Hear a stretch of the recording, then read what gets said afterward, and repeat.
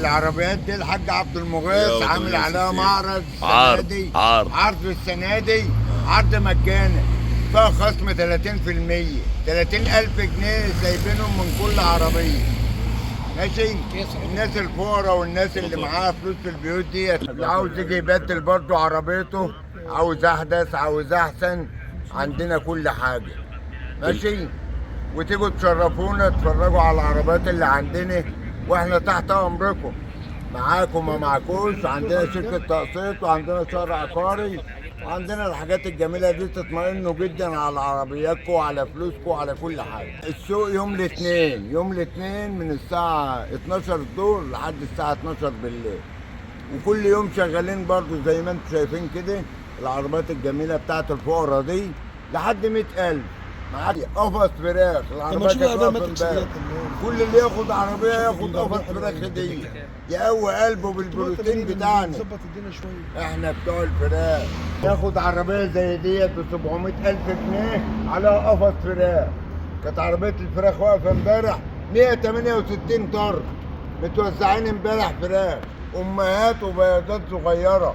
احنا بتوع فراخ. لكن العربيات الجميله ديت قاعدين نستنى زباين تيجي تاخدها هيت وتيجي تتفرج عندنا في المعرض. احنا تحت امركم. عندنا سوق يوم الاثنين، تتفرجوا وتقعدوا تاخدوا واجبكم وتشربوا حاجه ساعه، واللي بيشتري بياخد قفص فراخ. السنه دي كل عربيه عليها قفص فراخ ب 300 جنيه مجانا. قالوا يوم الاثنين شرفونا اتفرجوا على المعرض بتاعنا، حاجات يعني من اللي بتفرح القلب، الغلابه وبتاعت الناس البسطاء وبتاعت الناس الاغنياء. برضو عندنا عربيه ب 200 عليها قفصين فراخ، قفصين فراخ هديه من الحاج عبده. ترى عربيه ب 300 تاخد 3 اقفاص فراخ، كل 100,000 عليهم قفص فراخ. عربيه ب 400 عليها 4 اقفاص فراخ. راجل جايب 2 مليون وجاي. المكان عندنا كاميرات 24 كاميرا مراقبين المكان كله، وعندنا قسم صيانه، وعندنا ناس بتفحص العربيات.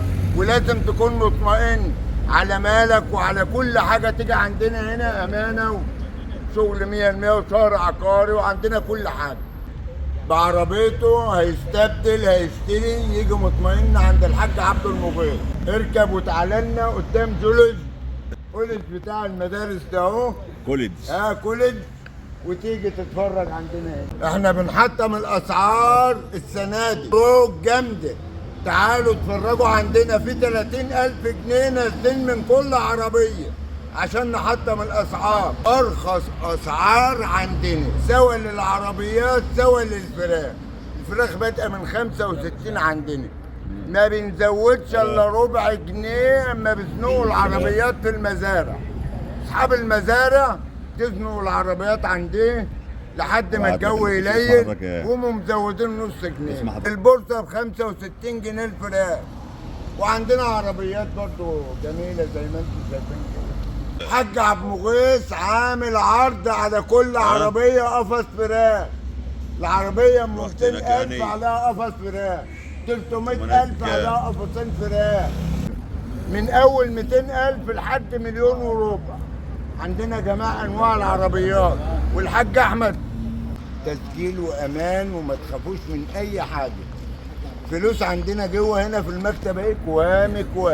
عم الحاج هو جاي يستبدل عربيته، عربيات من 1,000,000 جنيه فلوس بزياده. ربنا يوسع عليه ويزيده. على دماغي صرف ليه يا حاج عادي. صاحب 2 مليون جنيه.